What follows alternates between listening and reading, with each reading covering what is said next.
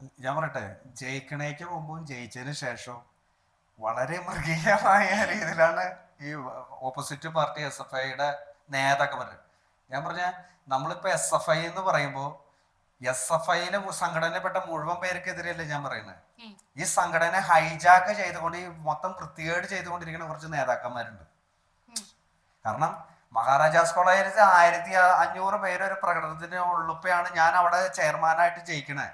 അപ്പൊ ഈ S F ഐയിൽ വിശ്വസിക്കുന്ന വിദ്യാർത്ഥികൾ പോലും ഞാൻ പറയുന്നത് ശരിയാണെന്ന് വിശ്വസിച്ചിട്ട് എനിക്ക് വോട്ട് ചെയ്തു, അല്ലെങ്കിൽ ഞാൻ ജയിക്കില്ലല്ലോ. അപ്പൊ ഇതിലെ നേതാക്കന്മാരുണ്ട്, ഇവര് കാണിക്കുന്ന വൃത്തികേടുണ്ട് ഈ സംഘടനയുടെ പേരിൽ.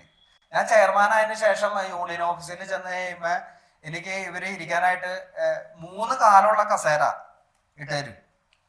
ഇവർ ആദ്യം കയറി എല്ലാ കസേര ഇരിക്കും, 3 കാലം. അതിന് 3 കാലം ഇരിക്കാൻ പറ്റില്ല, അതിന് ബാക്കിലേക്ക് ചാരി ഇരിക്കാനുള്ള സാധനമില്ല. ഒരു സ്ട്രക്ചർ, 3 കാലമുള്ള ഒരു സ്ട്രക്ചർ ഇട്ടുതരും. അപ്പൊ ഞാൻ ആ 3 കാലിലുള്ള അതിൽ ഞാൻ ഇരിക്കും. മനസ്സിലായോ?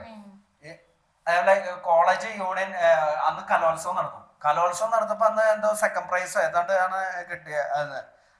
അത് കെ എസ് യുക്കാരനായ ചെയർമാൻ ആ കിരീടം വാങ്ങണ്ടെന്ന് ഇവര് കമ്മിറ്റി തീരുമാനം എടുത്തിട്ട് ഇവര് അത് വാക്കൗട്ട് ചെയ്ത് കളഞ്ഞു. ഇങ്ങനെ ഒരു എന്നെ കോളേജ് ഡേക്ക് കയറ്റാതിരിക്കാൻ വേണ്ടി ഇവര് കോളേജ് ഡേ മാറ്റിയിട്ട് വേറെ ദിവസം നടത്തി.